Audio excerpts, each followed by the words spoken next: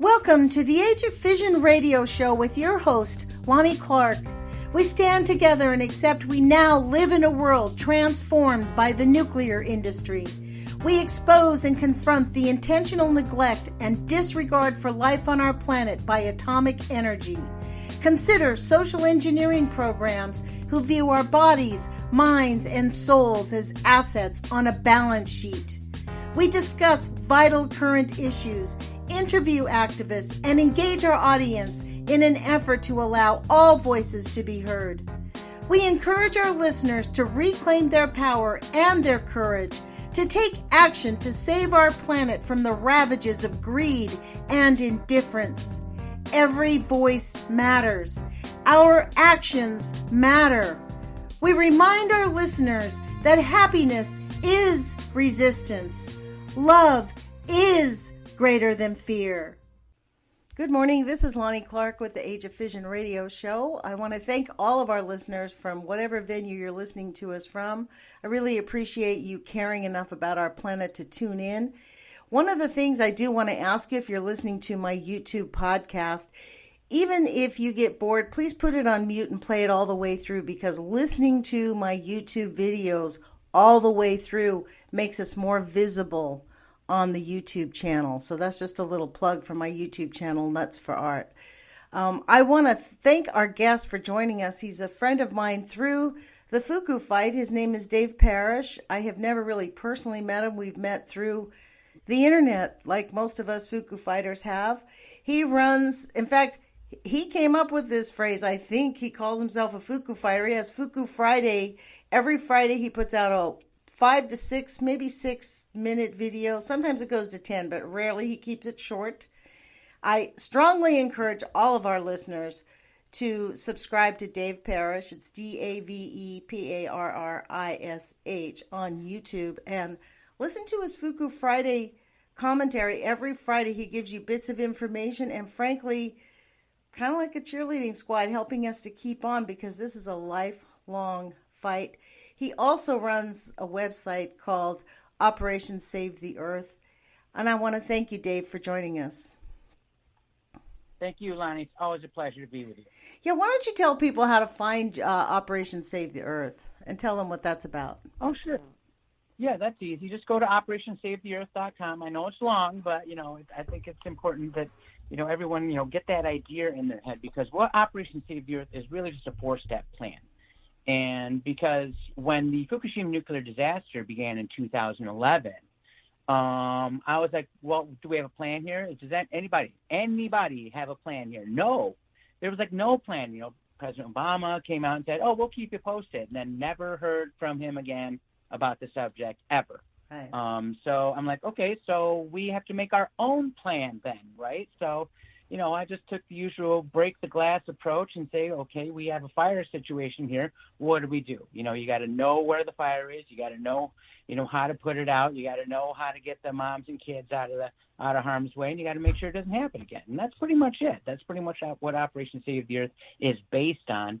And what we did when we set up we set up a nonprofit organization first, and we set up a website, and we've, had all these social media things, just feeding all this information. Is it an official nonprofit 501c3? We were an official 501c3, but I shut that down last year. I basically fired myself from that job as being the CEO of that operation, because I didn't have time to, do everything that I do and run, this corporation that's supposed to be doing, I'm with you. Fundraising and all this. Yeah. Yeah, and that's no slight on the great work that's being done by nonprofits here in this country, because that's really one of the growth sectors of employment, of just everything.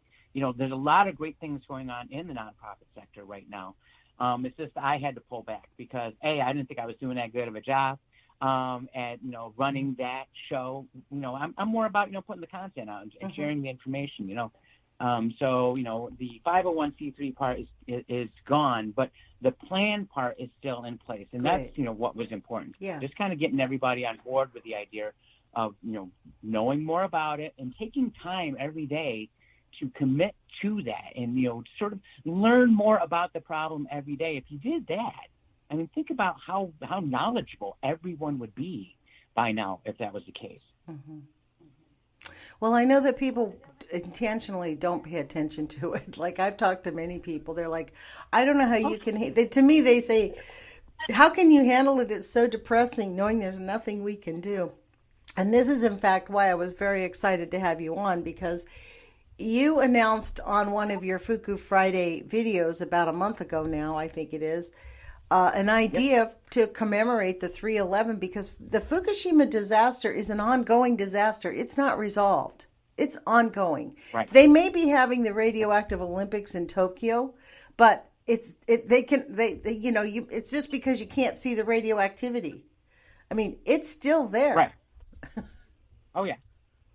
I mean, there's still people. I remember a few years ago there was that doctor who moved out of Tokyo, and they did an interview with him, and he said everyone should. Yeah. And that's something that's an option that they weighed back in 2011. That's what Prime Minister Naoto Kan was looking at. It's like, do we have to move the capital to Kyoto? Because, radiation, right? And, to me, all they did was, hush that all up, cover that up, and try to make everybody forget, oh, well, we cleaned everything. Oh, did you?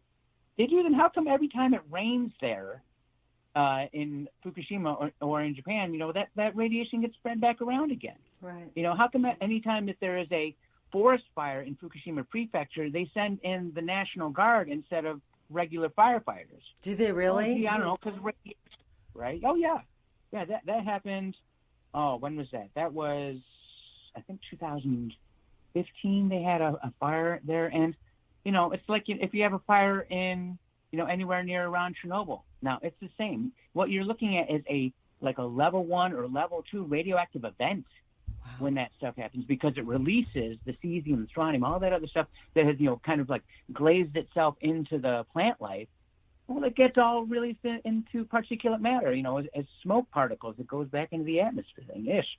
That's no fun. Well, this whole idea that there is no solutions, this is why I liked your idea. Why don't you share with our listeners what your idea is to commemorate 3/11/2020? Sure. I think, one of the problems with just everything about Fukushima is, like you said, nobody wants to hear about it. They think that they're powerless. They think it's too big. Right. They think, and, look, just because, it's the worst radioactive event, that's taken place in the past 20 years, doesn't mean that you can't do anything about it at all. In fact, it's just the opposite. With all the power that we have now with technology, we can share information internationally, globally, instantaneously, with each other. And, we didn't have that in 1986 after Chernobyl. We do now, and it's a powerful tool that I think everyone needs to utilize more, especially in this fight. Why do you think we've had so much success with just keeping the word out about Fukushima? I mean, everybody knows about it now. 5 years ago, they didn't. Mm-hmm. Because, they didn't want to hear about it, and the mainstream media wasn't telling anybody. So I've been like, okay, look, let's utilize the tools that we have. And with this anniversary coming up, the 9th anniversary, the end of year 9 of the Fukushima nuclear disaster, 3,200 and how many days later, it's still going. I said, well, let's do something about it. Nothing has ever really been done in the United States to commemorate it. Maybe a little candlelight vigil here or there, but, no like major things. Because, everyone says it's their problem. Oh, well, Japan, it's their problem. No, it's our problem. It's everybody's problem. Why? Because that's what the nuclear situation is. It's always a massive problem that we are always dealing with on a daily basis. And what I want to do next month through Easy Talks, which is a online webinar meeting space, is be able to just have a gathering for an hour, midday on the actual event date, 3/11, and be able to, just get together online and put our heads together and get some meditation done. It's called Easy Talks? Yes, on Easy Talks. You can download the app. You can participate on your phone, on your laptop, and any computer, and it's all going to be free. So I'm just now finalizing, what that webinar, how that's all going to break out. Be on the lookout for that, and probably the next week or so, I'm going to have that information out on the web, out on our website, and everyone's going to have the opportunity to, just sit, be quiet, breathe, be present, and send your vibrational energy out to the universe, out to the people in Japan, out to everybody, and let everybody know that you're thinking about them, thinking about this, and thinking about how we can eventually overcome this nuclear deficit that we've put ourselves in. We've dug such a hole that, it seems like, it's part of the firmament. We need to have nukes. We need to have, nuclear energy, nuclear weapons. That's garbage. We got along fine for thousands of years without this junk. And now, in the past 60, 70 years, we've pushed ourselves to the brink of, life in general. And it's all backwards. We can reverse it, and we can do that, through our minds, through our intentions, through our energy. Exactly. Well, that is exactly right. It's really about our thoughts are things. And so this whole idea, the reason we don't have solutions to this nuclear catastrophe is because they've never really looked for one. That's the real reality. When they say they're going to clean up a nuclear site, what they're talking about is they're moving the poison from one place to another. They're not really fixing it. There's been zero effort to change it. It's incomprehensible. They think just because we can't see it, taste it, smell it, or touch it, or feel it, that we don't know what's happening, that it's not causing real substantial damage to our lives. I mean, absolutely. It actually truly is. It's incomprehensible, to be honest. Oh, I know. If most people, were educated about the effects of low-dose radiation over prolonged periods of time, we wouldn't be having this conversation, Lonnie. Everyone would be. You know what I mean? I mean, everyone would understand the severity of what that's like, instead of, buying into these, little hormesis theories that, a little radiation's good for you. What a bunch of garbage. Let's be real. Let's draw a straight line back to the beginning of the nuclear era, and then overlay a chart over the rise of cancer rates from that date forward. And I'm telling you, cancer existed before nukes, but man, cancer went through the roof as soon as nukes, got in the game, right? And you're going to tell me, it's not nuclear fault. It can be any number of these things. Yeah, it can be any number of those things that you can get cancer from, right? But you can also be the nuclear option, and you cannot deny that, okay? So, all I know from my own personal experiences, I have family members that were fine before 2011, and now they have thyroid cancer. Right. Okay. It's not from Fukushima. I'm like, how do you know? How do you know that they weren't outside those 2 weeks after March 11, 2011, and they took in particulate matter? You don't. You weren't there with the spectrometer and or you as weren't in the certainly case there, of my sister. Naysayers. You certainly weren't there, naysayers, to Exactly. tell people to shelter in place for those 2 weeks, to tell people don't drink the milk for those months afterwards. No, none of that stuff came out. It was only much, much later that everyone started to get the idea of just how severe this problem at Fukushima is, and that's stacked on top of all the other nuclear problems that we've had throughout the course of the atomic age. And when's it going to end? It's going to end when we say so, when we demand it, when we make sure that it happens. Yeah. And that's only when we start really deciding that we have the courage to face it. And so this idea, Dave, tell them what you want to do on the 311 and how. So what you're saying is that we're all going to get together and do like a group meditation. Mm-hmm. And so That's how will that, we check in, in theory, we're checking in 15, 20 minutes early, and then someone's going to guide us through it. And how long do you anticipate it lasting? Well, we're shooting for an hour. And the person who's Well, if you have me meditating for an hour, Dave, you'll hear me snoring. You'd think, right? But look, I'm telling you, I've done meditation throughout my life, and I I had, yeah, since I was a kid, I was taught that by my dad. Oh, thank And God. That's why you're awesome. my, oh yeah, no, it's great, And I met a spiritual leader at an event, about 8 years ago now, and we just sat down and meditated. Instantaneously, we hooked on that level, and ever since then, he's grown on to have his own business called Samadhi Sea of Wisdom, and basically it's just an opportunity for people to talk to somebody about everything, really, anything that's spiritual, anything that is concerning, on a personality level, on anything, how to breathe, how to be present, how to really tune your vibrational energy in a positive way. That would be good. And I know it sounds like a lot of woo woo, but look, I'm telling you, as somebody who has been doing meditation their whole life, the benefits of it, because if you do it the right way, it's not just like, I'm just breathing now. No, you have to be able to engage in not just the inner core of who you are, the inner powers that are within you. No, you get to expand out into the universe when you meditate in a way that you cannot even imagine doing in any other way prior to that. So, my spiritual guide, Michael Post, is going to be there with us that hour. And they ain't going to be no sleeping. I'll tell you that. Awesome. I'm actually looking forward to it, Dave. To be honest, it'll be really great to have a guided meditation, because I've attempted meditation on my own and I've gotten pretty good at it. But honestly, I can do it for 10, 15 minutes, but after that I start to nod. So it'll be really, if nothing else, it'll be peer pressure on my consciousness to stay awake. Right.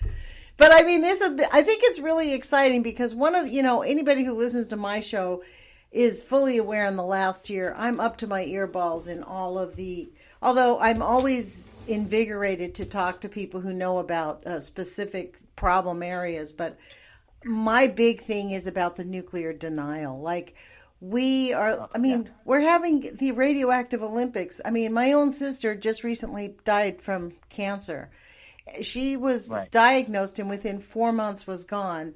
Now, she lived 20 miles south of San Onofre, and she lived right on the coast. Like, she used to walk every day on the coast. She moved there 5 years ago, and now 5 years later, she's dead. You're not going to convince me that it's not from her exposure to being blasted from radioactivity from the Pacific coast, from Fukushima, and from San Onofre. To me, I asked my brother-in-law to get her a heavy metal test, and they thought I was outrageous. They thought that was just beyond. Of course. I mean, because I think if we had heavy metal testing, we could know what's in our systems, right, Dave? Oh, sure. I think if we did on a regular basis, just like as a normal part of your annual, where get that blood test, right? And it's like, oh, hey, here's what your metal count is. I think people would be shocked to see what that really is on a yearly basis, because I mean, we take in way more than we're being told we are, right? Yeah. It's in our food, it's in our air, it's in our water, it's everywhere, right? And if it's a heavy metal, depending on how, what kind of radioactive isotope it is, it can stick around in your body and do all kinds of damage. And who wants that? That's no fun, right? So, we need to be more aware of, what we're taking in, right? And how we are, able to keep healthy by avoiding those things. Yeah. And just know this is kind of the reality that I've understood. We are living in the toxic stew. Like, there is no getting out of it. We can't pretend our way out of it. It's happened. Like, one of the things that has shocked me over the last 6 years is how many sites, like that report I did last week on Treasure Island in San Francisco with Steve Zeltzer. Yeah. On Treasure Island and Hudson Point, I think it's called, in San Francisco Bay. I mean, to me, that is shocking. I'm always stunned when I find new places that the government has spread its radioactivity, and then the standard procedure is just pretend it's not there. Like, let's just pretend it's not there, and everybody getting sick, it's because they smoke, they eat and drink the wrong things, or their family history, or whatever they want to give an excuse to. Well, excuses are excuses, right, Lonnie? And, why does Shannon Doherty have stage 4 breast cancer? She was in remission before. Yes, right now. And she just announced it last week. And where is she living? Downwind of where the Woolsey fire was. And we all know what That's the Woolsey right. fire really was. That's right. Right? Why did Luke Perry die at such a young age from a stroke? Where did he live? Downwind from the Woolsey fire site. Everybody downwind from that Woolsey site, hey, guess what? You're getting sick. Everybody knows it. Kim Kardashian knows it. Vince Neil knows it. All these famous people who are losing people as a result know it, right? So when I say know your environment, I mean know your environment. Know where you're living. Know what's coming at you. Because if you don't, you're not only selling yourself short, but you're selling everybody around you short. Your loved ones, your children, right? And they think, well, you're just, over exaggerating, you're overstating it. No, we're not. What you're doing is you're following their playbook. And that is the playbook of underplaying the problem. Right, Lonnie? They want you to forget about it. They want you to think, happy thoughts, and That's everything right. will be fine. And you're not going to get sick if you just smile the problem away. I'm like, come on. Well, Seriously, that's not even realistic. even the Woolsey not even fire, realistic. think about it. Michael Landon, John Wayne, all those cowboys, all those people that did all of those Westerns in the late 60s, in the 60s, and in the Nevada. late 50s. They were all out near the Woolsey fire around Chatsworth, around the back end of that. They were in the Nevada desert where the Nevada test site was. They all died of cancer. Mm-hmm. And this is the thing about this toxin is you don't get an immediate result. It takes a while, and then when it does, it comes on aggressively, and it's out of the blue. It feels like it's out of the blue because you haven't seen the poison, you haven't tasted it, you haven't felt it. There's no seeing it. It's kind of like the sad part. I wrote a letter to the Olympic Committee, and I sent them 5 of the Mina No Data Site books. And you know what my ask was, Dave? My ask was not that they cancel it, because I know they're not going to stop a multi-million-dollar thing. My ask was, at least, please look at this information, go to Dr. Helen Caldicott's website, and at the minimum, bring your own food and water like the Koreans are doing. To me, that's a better thing. Yeah. When we hear about radiation exposure, people do not realize all tests, 100% of the exposure level rates are for external exposure only. There is no safe level for internally ingesting even a millionth of a particle of radioactivity. In fact, wasn't it Dana Durnford discovered this Dr. Gilmedi out in New Mexico, I think he was, studying dogs for over 20 years to try to find the smallest amount of radioactivity he could contaminate the dogs with to see how low they could go. And guess what? Over 20 years, they all still got sick. He still tortured these dogs. Generations of dogs were being tortured in this study. Long-term, low-dose radiation exposure. Doesn't matter, what it is. Eventually, it's going to catch up to you. That's what his studies are showing, and that's what every study shows. John Goffman wrote several books on that. He said exposure to low-level radioactivity, low-level, not high-level, low-level, for a prolonged period of time is just as dangerous as if you were exposed to a high-level blast, if not worse. Just as dangerous. I hope your listeners take that to heart, okay? Because, again, the common narrative says otherwise. Oh, don't worry, a little bit's fine. Under this level is fine. Sheesh.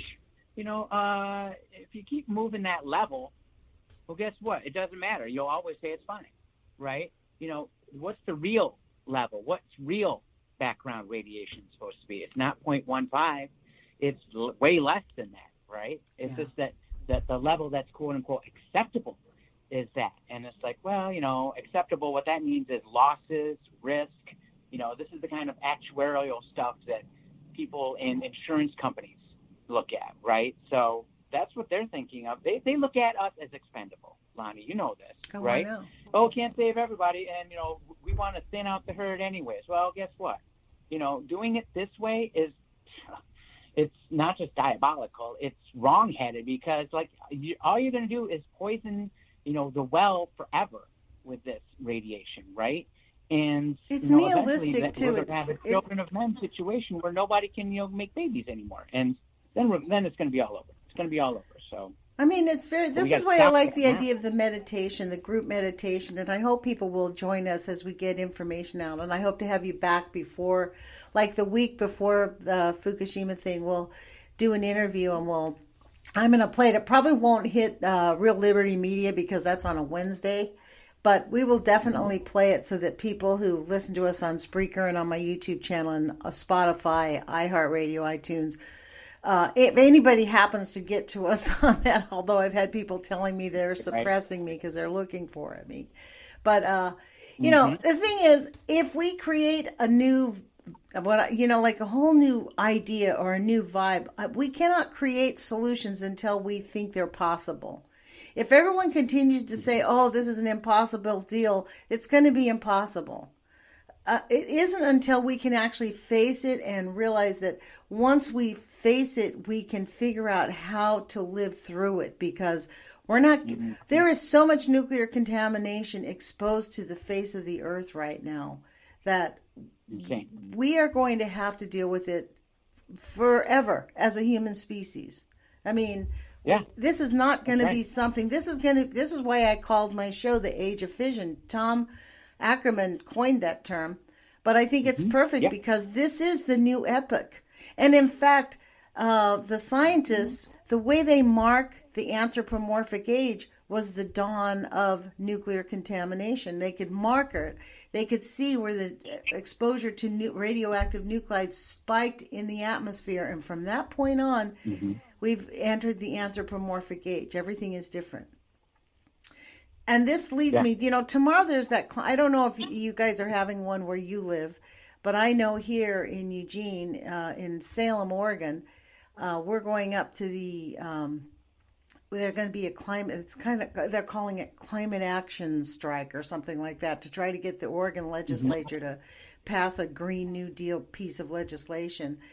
I'm going because I want to interject the idea that nuclear contamination massively contributes to the climate collapse, which is absent from every conversation about climate change. I call it climate collapse. I don't call it climate change because the climate is collapsing.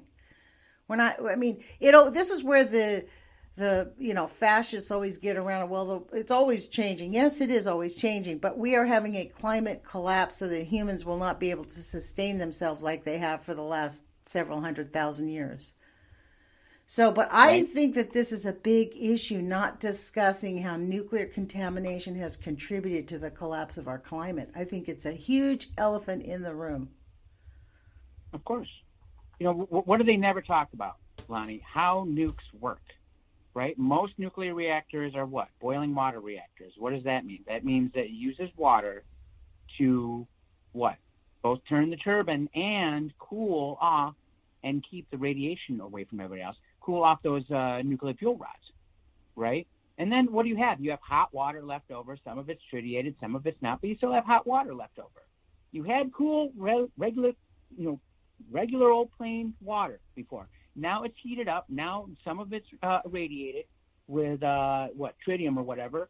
And guess what? That has to go out somewhere, right? It has to go back out in the environment somewhere, right? So all you're doing is releasing hot water that might or might not have radiation in it. Great, that's great. How is that helping the environment? It's not. It's not at all. They keep saying nukes are clean, green, and safe. That's garbage. They're always leaking radiation all the time. And again, with this hot water problem, they're talking about we're going to move to the small modular reactors. We're going to do all this stuff with thorium, salt, and everything. And I keep saying, it's like, really? Y'all been saying that for the past 30 years, and that has not left the lab since, right? Because, we're not getting any funding for these new nukes, new generation nukes. You know why? Because you can't make money off of them. It's that simple. Off the large boiling water reactors, guess what? You make billions of dollars. Billions to make, billions to run, and then billions to shut down, right? If you have a small modular reactor or a thorium salt reactor, you only make millions of dollars. And when you're used to making billions with a B dollar, you do not want to go back to making millions with an M dollar. That's why nukes are dead in the water right now. They have priced themselves out of the market, and they're just sore losers. They can't let it go. What I don't understand, Lonnie, is these people who've made all this money over this past 60 years of the atomic age, made all that nuclear money. What? You ain't got enough? You didn't make enough? Would you spend it all on what? Hookers and blow the whole time? You need to make some more. What's going on here? Because if you don't know how to reinvest your dollar at this point into something that you can actually, look at sustainable and, continue to make, investment dollars year in, year out, instead of, I'm going to throw my money down on plutonium. I'm sure that your uranium spot prices are going to come back up. No, they're not.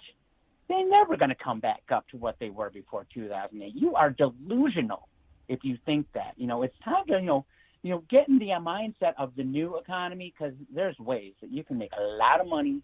You do know that this administration, though, Dave, this administration is actually now endorsing the uranium mining, and our government's going to be subsidizing the uranium mining.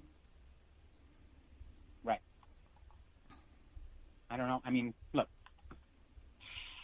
I know most investors think of uranium as any other widget, right? They think it's, it's just like, hog feet futures or whatever. They think that, it's just a thing, right? And it's not just a thing. It's something that, kills people. It's something that hurts the environment. I mean, look, generations in the past knew that there were some rocks you don't pull out of the earth. Why? Because it makes you sick. Okay? But for some reason, this generation, the greatest generation, just completely forgot about that. Why? Because they saw it as a commodity that was tradable, that you could make money off of. And believe me, they've done very well for themselves over the past 60 years with that commodity. But guess what? Time's up. You have to start looking at it the same way you look at Blockbuster Video and Buggy Whips. Neither one is viable any longer, right? Neither is uranium. Neither is, nuclear power. It's time to, just shift away from that. I mean, Germany gets it. So many other countries get it. But, Russia, they invested so much. It's part of their portfolio. They got to keep it, blah, blah, blah, blah, blah, right? I'm like, come on, man. Come on. You have to, look beyond what used to work for you and look towards what is going to work for everybody in the future. Well, this is one of the things our listeners can do. Call your elected officials and tell them that you do not want the government to support the uranium mining industry, because I subscribe to a news feed called Western Uranium and Validium, and they put out a recent email to all of us and told us that, the governor of Wyoming is rest assured and told them that he's gotten good word of it that President Trump plans on supporting the uranium mining industry because it is faltering. So don't worry, the United States government is going to come. They don't believe in socialism, but they do believe in bailing out these failed industries. It's unbelievable. It's called corporate socialism. Oh, don't bail out the people, bail out the corporations. Right? Because they're too big to fail. We need them. Right. I doubt that. I mean, let me ask you a question, Lonnie. Do we need Kmart? Not anymore, right? No. 30 years ago we did. Do we need it now? No. So what happened to Kmart? It went bye-bye, right? It's called supply and demand, right? This is basic. This is Econ 101 stuff here, right? Oh, it's too big to fail. We need no. We don't need nukes. We've never really needed nukes. The only reason they introduced nuclear power, Lonnie, was what? Oh, atoms for peace. We have to, justify nuclear weapons with nuclear power, right? And it's like, man, what a ripoff. What an incredible ripoff this has been. And everybody just gets sick as a result. I'm like, hey, guess what, Mom, Dad, America? Did you know that 40 million Americans live within a 50-mile radius of a nuclear facility in this country? No, I did not know that. How many? That's a lot of people. 40 million live within, because we have, 99 working nuclear reactors in this country, and guess what? There's enough people that live around those areas, and it's mostly, poor people that live closer to those areas, right? And the NRC will tell you, oh, if you live within a 10-mile radius, then you might have considerations, but anything beyond that, you're fine. That's the most ridiculous thing ever, because how are you going to stop the wind? How are you going to stop the wind, NRC? Because I have seen, what the projections look like at some of these nuclear sites with just one reactor going haywire, and then the winds taking everything out past 10, 20, 30, 50 miles out. So, all these little fairy tales that they've told us over the years about nukes and how safe they are, it's like I said, Well, I will tell you, lots of people believe it. Lots of people believe the fairy tales. My own sister, I was talking to her, she's a Trump supporter, and we were talking about, like, how could you possibly support him? And she was saying, well, he finally got this and that cleaned up. And I said, well, did you know about that he reclassified 100 million gallons of highly radioactive waste so they could bury it in low, shallow graves and just abandon it? She's like, so? I'm like, you don't think that's She goes, well, I guess we'll see, but it's probably not that bad. Like, literally, people do not comprehend how, besides the fact that 2 people who were driving those trucks have already died from doing it. That was a small newspaper article I saw from a Wyoming. I was kind of checking to see, have there been any accidents? And yes, there have been. And the people that were, there was a truck carrying this waste, and for some reason, so this is the other part about carrying this waste across it, is the Wigner effect. The Wigner effect has high levels of radioactivity affect the metals and how engines work and how things work. So this is why the machinery at these faulting, aging machines, which the NRC is considering giving them all an 80-year lease across the board. They've asked for all the nuke plants to have an 80. It's like asking us to drive our cars for 80 years. Our cars are, a nuke plant was designed to last for 20 years and then be brought down. That's it. Yeah. They're not meant to last for 40 years. And the canisters that we store our waste in are meant to be changed out every 10 or 15 years, and we're extending the lives of them even though we know they leak at 20 years. The level of disregard, it's almost as if the people running the nuclear industry know that they have created such a mess. They don't, at this point, it's just so bad they have no regard for life at all. They're just going for the gold, getting as rich as they possibly can, hoping that they're going to throw a Hail Mary and their families will be safe or something. Yeah, but here's the problem. Look at GE right now. Look at Westinghouse right now. Look at all of those, big name nuclear providers over the past 40, 30 years. And, look at them now. They're nothing. GE is next to bankrupt. I don't even know. It's been delisted, hasn't it? That thing it's garbage stock now. Westinghouse used to be this mighty, powerful thing, and now what is it? It's garbage. It's all of the big money that was pushed into nuclear back in the 60s, 70s, and into the 80s. That's all dried up now. They're all scrapping for nickels because that's all that's left over. And if y'all thinking that, some type of miracle is going to happen, where there's going to be this nuclear renaissance, guess what? You had that shot in 2008. That's what you were pushing for. That's when uranium spot prices were at their highest.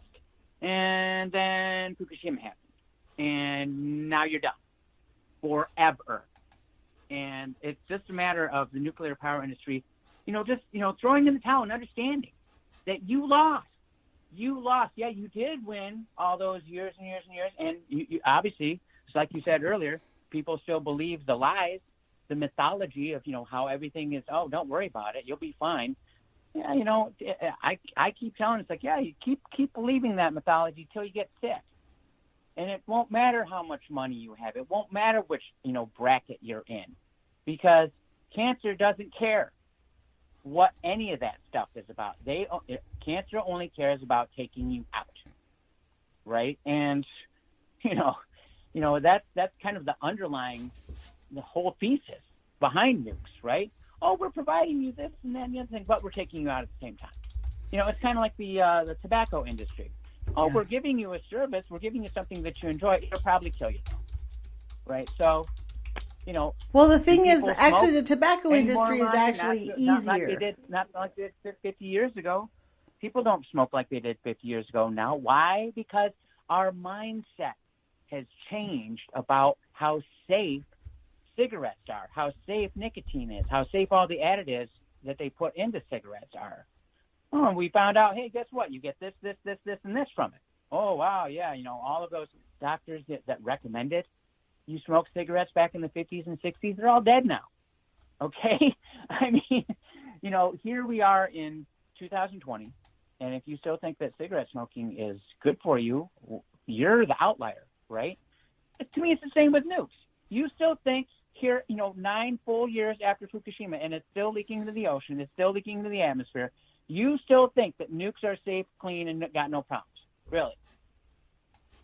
You're go back to smoking if you think that. Well, this is that thing. You're just pushing yourself closer to the grave. TEPCO has announced that they are going to do what the IAEA has suggested, and they are going to dump all those hundreds and hundreds of barrels of water into the Pacific Ocean. And they think it's not going to affect anything. They really believe that. Oh. Well, I think, with the whole water situation at Fukushima Daiichi, this is a pretty complex problem. Okay, obviously. First of all, we need to acknowledge the fact that water has been leaking into the Pacific Ocean literally every day since the disaster began, right? Right. I mean, they put up an ice wall that's only partially effective, right? There's still like 100 tons of radioactive wastewater that sluices its way through and gets through to the ocean every day. Ice wall, seal wall, doesn't matter. It's getting out there, right? Oh, it's localized to the bay there, Dave. That's fine. Yeah, the bay that they laid down how much concrete on the bottom of that thing over the years? 2012, 2013, they were pouring concrete into the bay to absorb all of the radiation that was coming from the plant directly, right? So you get the ice wall up. Was it 2016? They got that thing finalized. Okay, that's nice. It's only partially effective. You wasted hundreds of millions of dollars. 2 guys died making the thing. Oh, but nobody died because of Fukushima, right? To me, if you're working on the site and you dropped dead of a heart attack, guess what? You died of Fukushima radiation. You died because you were trying to save everybody from this nightmare that just will not end, right? Oh, but no, we're going to have some robots that are going to take care of that problem for us, Dave. Really, every robot they sent down there has done what, Lonnie? Died, right? They've all croaked during they don't even get to finish their mission. They get halfway through and the radiation kills them, right? Oh, we'll pick up a few pebbles just to show that that's progress. Like they did last but then you have robots. These guys like James Conca out there saying from, Forbes magazine that tritium never hurt anybody. Tritium has literally, in an article that James Conca wrote for Forbes magazine, literally he was talking about dumping of the water and how it's perfectly fine over a small period of time. The tritium forms naturally and that no harm has ever come to humans or the environment from tritium, no matter what the concentration or the dose. Literally. I'm just sad that Mr. Conca doesn't know how to read a damn report, really, because we have reports that show otherwise. Right, Lonnie? You've read stuff where it's like, well, how long does tritium last in the body? There's up to like 7 days, right? Now, because it's water, it passes right through. Yeah, but it's still tritium, right? And it's still, especially if you keep cycling it through, how long until it really affects you, right? Go read a report, Mr. Conca. Oh, wait, you can't because Forbes pays you to spew out this garbage all the time. I mean, you shouldn't trust anything that comes out of his mouth or anybody at Forbes. Not to play devil's advocate here, but this is the reality. Fukushima, literally, the whole entire world, all the world governments ought to be focusing on the whole Fukushima thing because, honestly, it's an ongoing event. What if their little experiment, let's just dump these hundreds of millions, I think it's like almost 300 million gallons of this tritiated water into the Pacific Ocean. What if halfway through they start seeing that, oh my gosh, it's really causing harm? They're still accumulating water in Fukushima on a daily basis because they still have to cool those, nuclear power plants that are in they're in a meltdown state. They have not been covered. They have not been capped. They are not over with. They're still making hundreds of thousands of gallons of radioactive water every day. Now, they have figured out ways to filter out most of it except for tritium, right? Most of it is taken out and stored in these tanks.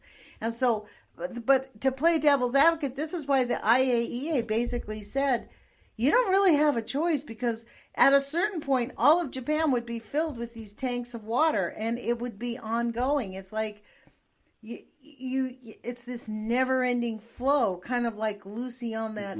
Remember Lucille Ball when she was like making candies and they were coming out of the machine, right? That's kind of like how it is. So no, you're right.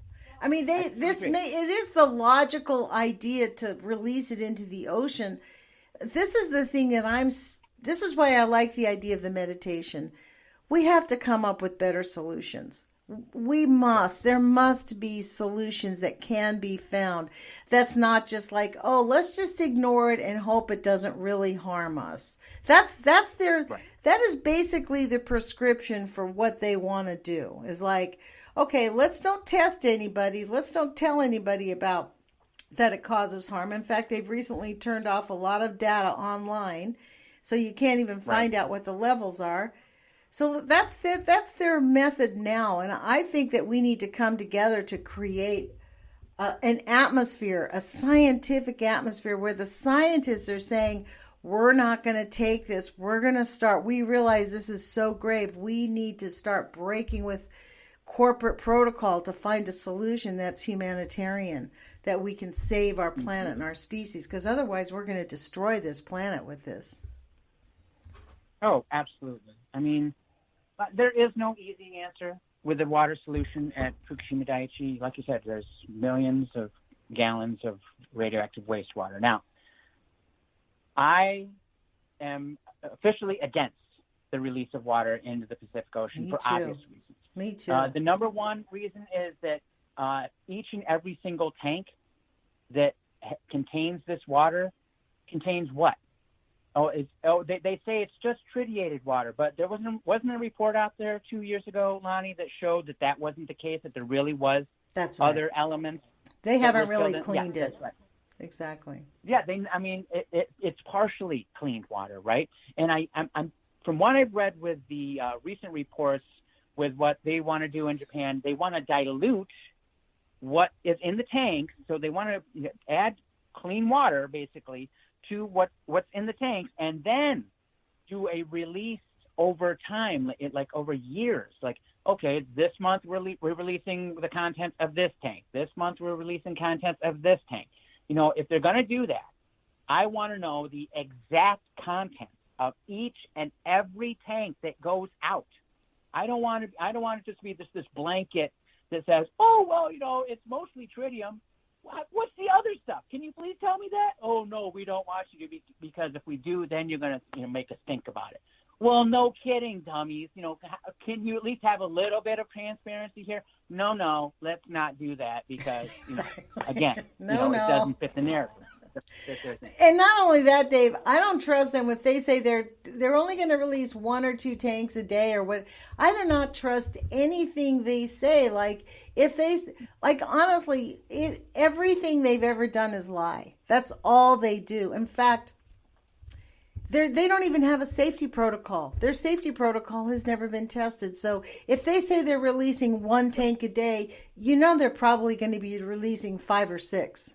I mean, I don't trust them at all. And there's no transparency. They had the Japanese government pass a law to keep secrecy going, to keep the journalists from reporting on it. How severe is the problem if the government gets involved and refuses to allow journalists to report on it? Yeah. Well, it's all part of the policy, right? There was the State Secret Act in, 2013, 2014 in Japan that told everybody just to shut up about Fukushima radiation. Don't report it. You'll go to jail, right? And people pretty much fell in line with that. So it's like, the suppression that's taken place, It's again Well, all you know part what? of their Suppression only same happens old if plan. people comply. And when people stop complying, and some people may have to go to jail. That's kind of the sad part about it is people may have to go to jail to break the system because honestly, it's going to take people who are willing to talk and willing to buck the system. You know, you can't Of let course. the people that are monsters because they really have no regard for life. They don't care if your No. children live or die. Evidently, we're having the radioactive Olympics. I'm still nonplussed about the radioactive Olympics. I just cannot believe anybody would even buy a ticket to go to Fukushima, like to go to Tokyo and go Yeah, sit at a bench and watch people play baseball in the Fukushima prefecture. I know. That's just madness to me. Let's go to the softball games, the soccer games, at the J Village in Fukushima, where where the workers, would camp out in between, sets during the initial disaster. It's like, come on, man. Oh, it's all clean now. Don't worry about it. Don't worry about it. I mean, you've seen it, Lonnie. You've read the Citizens Radiation Data Map, right? Yeah. You know exactly what that entire area looks like, and if you're going there and look, I look for the people still living, still stuck there in Fukushima Prefecture for whatever reason, because the government tells them not to leave. They won't support them. They won't give them any type of monetary remuneration, blah, blah, blah, right?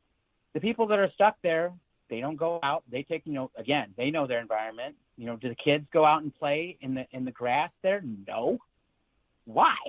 What mother there would, be okay with that? None of them would, right? What's the birth rate in Fukushima Prefecture? Not good, right? It's been like next to zero. I mean, on all of Japan, they have an incredibly low birth rate here, post-Fukushima especially, right? Because who wants to take that risk? Who wants to be, the ones that has a deformed child that comes out of the womb, and it's like, oh, well, I just have to accept this, right? This is the new nuclear reality here. And, it's sad. I feel that's, the main reason why I started Operation Save the Earth to begin with. It's like so that we can stand together with the people who are still suffering there in that affected area, the same as the people, still living in Belarus, the same for the people still living in Washington, in St. Louis, downwind from the Woolsey fire, anybody near a nuclear site. Guess what? My heart is with you, and I stand with you.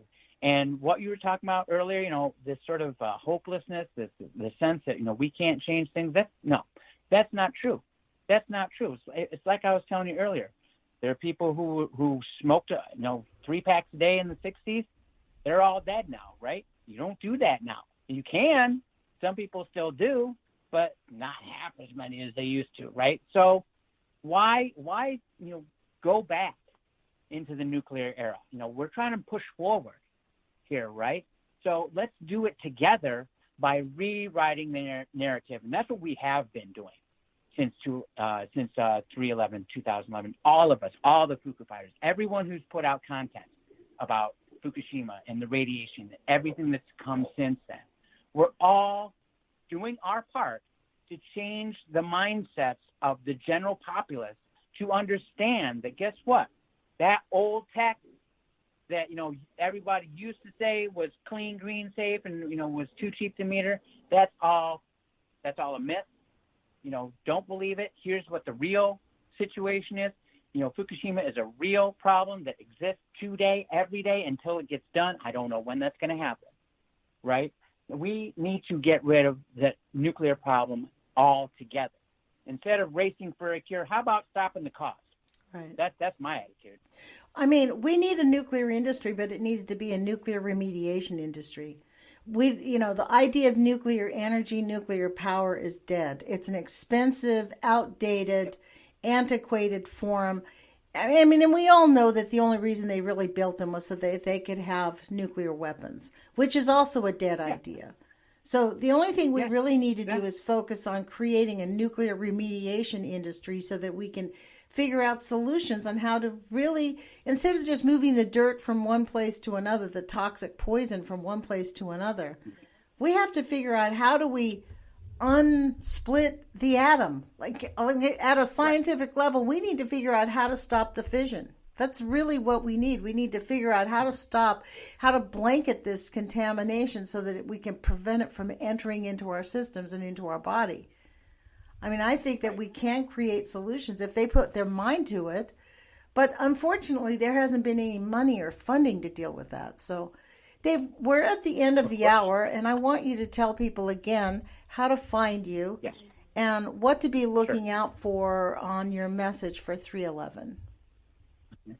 Sure. Well, you can always stop our website at operationsavetheearth.com, or you can follow us on Twitter. That's at OSTE 8 minutes, all spelled out.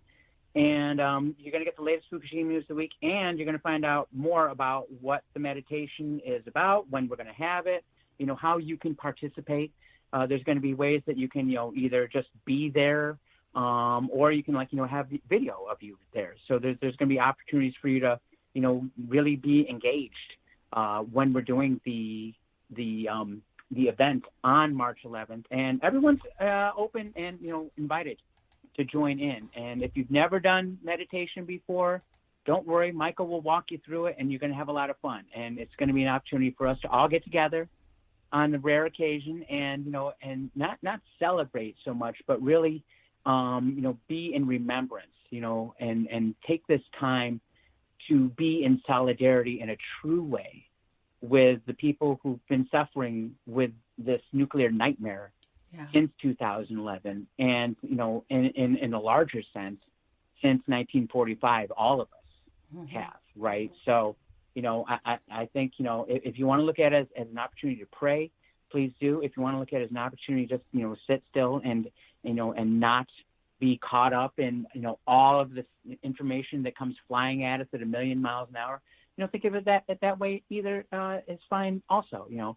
But just be present when we do it. And again, look for the information. I'm going to have that coming out here in the next week or so of how you can register, how you can participate, and just how you can be a part of what it is to be a FukuFriday, what it really is to be a FukuFriday. Because Lonnie, everyone who listens to your show knows, and what we're looking for is for everybody else to get caught up to us, because we're ahead of the game. We know when 311 started, it changed your life, it changed my life, it changed how many people's lives that are still out there making content, that have made content over the years about this, right?